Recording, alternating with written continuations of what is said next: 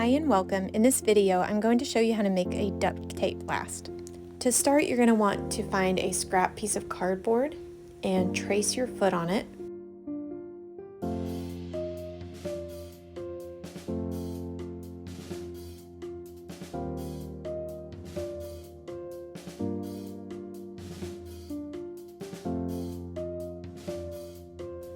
Once you've got your foot traced, you're going to take a ruler and add about 5 millimeters and put a little mark off the end of each of your toes.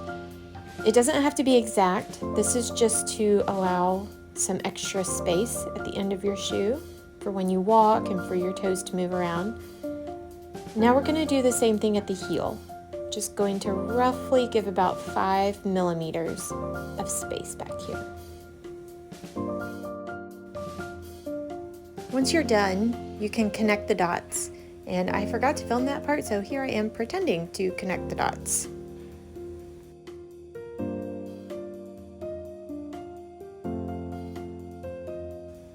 Now you're going to want to cut your little pattern out. And once you have it cut out, you can kind of clean up the edges a little bit, get it exactly how you want it.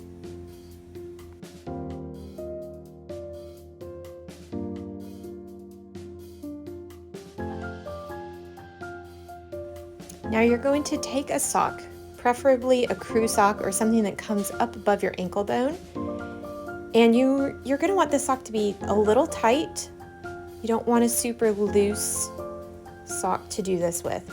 So we're going to place the sock over the toe area, and then once you've got that on, you're actually going to put your foot on top of your cardboard pattern inside the sock, and then pull the sock up. Now take a roll of duct tape and just start covering your whole foot. Top, sides, bottom, everything. You want every little piece of this sock below your ankle bone covered with duct tape.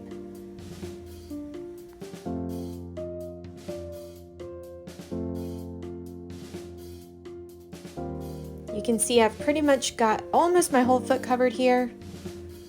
Gonna bring the duct tape up around my ankles.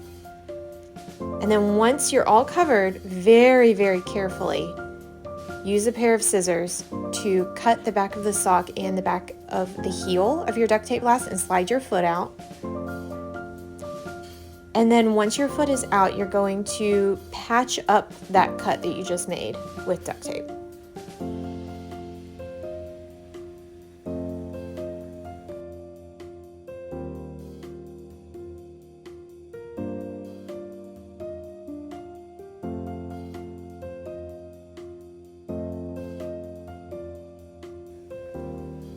Now we're going to trim off the excess sock material. You can see I switched to my fabric scissors here just to make it a little easier.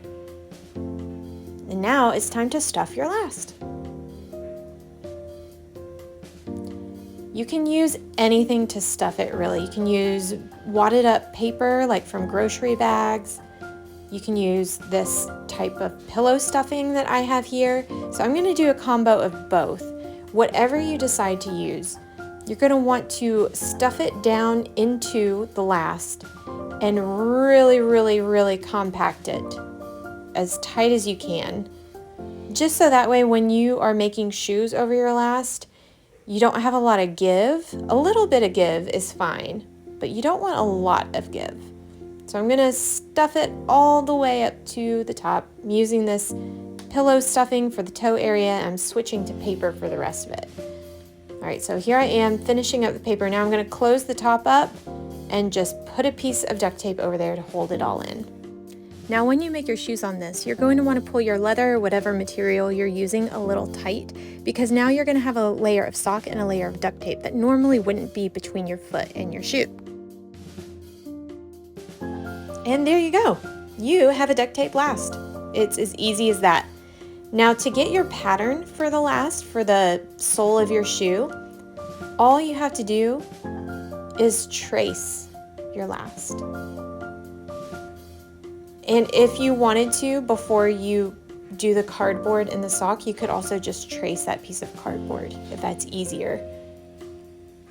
because as you'll see in a moment, the duct tape doesn't give me quite straight lines here. So here I am kind of rounding out those curves.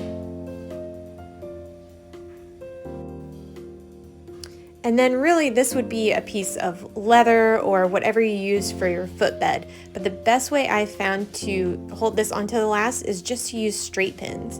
You're going to want to do it kind of slowly and carefully because you are puncturing through, some layers of duct tape and cardboard here. But I usually use leather as my footbeds, and this has worked great on my Duct Tape Lasts. So there you go.